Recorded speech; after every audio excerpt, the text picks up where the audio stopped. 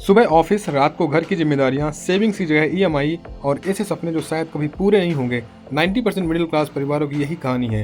इसका कारण है कि वो दो बड़ी गलतियां बार बार दोहराते हैं।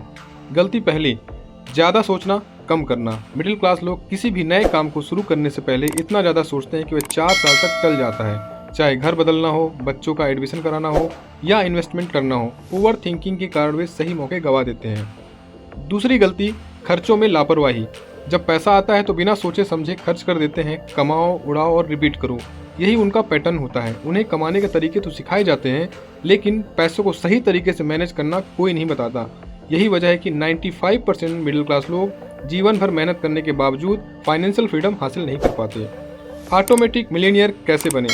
दुनिया के एक मशहूर लेखक डेविड बॉक कहते हैं कि पूरी जिंदगी मेहनत करने की जरूरत नहीं, बस सही फैसले लेकर और सही गाइडेंस के साथ अपने पसंदीदा काम करते करते भी ऑटोमेटिक मिलियनियर बन सकते हैं। सबसे पहले खुद को पे करें।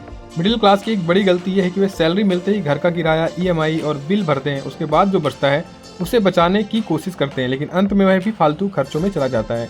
सही तरीका यह है कि सबसे पहले अपनी सेविंग्स और इन्वेस्टमेंट करें, फिर बाकी खर्चों की लिस्ट बनाएं।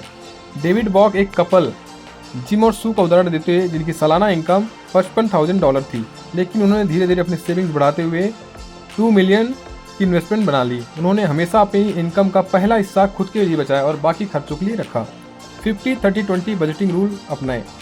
डेविड बॉक ने 50-30 रूल समझाते हुए बताया कि आपकी इनकम का 50% जरूरी खर्चे, रेंट, बिजली, इंटरनेट, खाना में जाए, 30% लाइफ स्टाइल और इंटरटेनमेंट के लिए हो, 20% सेविंग्स और इन्वेस्टमेंट के लिए रखा जाए।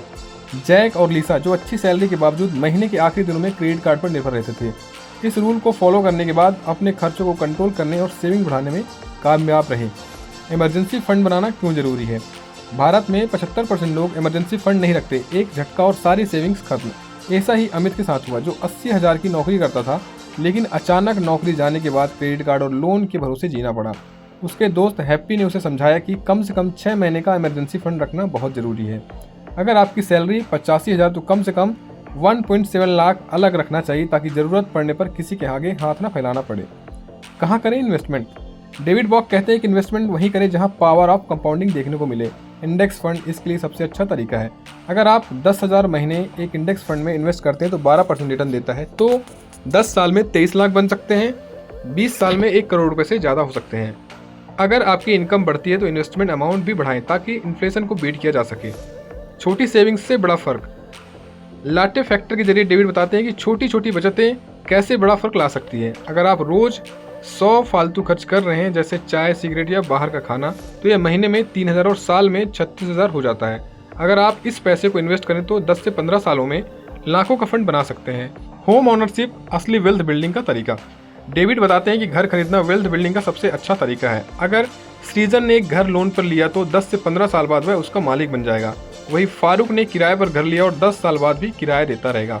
होम ओनरशिप से एक्स्ट्रा पैसिव इनकम बनाई जा सकती है, जिससे आप फाइनेंशियली फ्रीडम हासिल कर सकते हैं। अब आप क्या करने वाले हैं?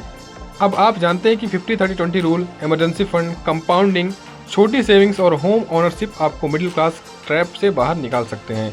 तो बताइए, अगले 8 महीनों में आप इनमें से कौन कौन से स्टेप्स लेने वाले हैं?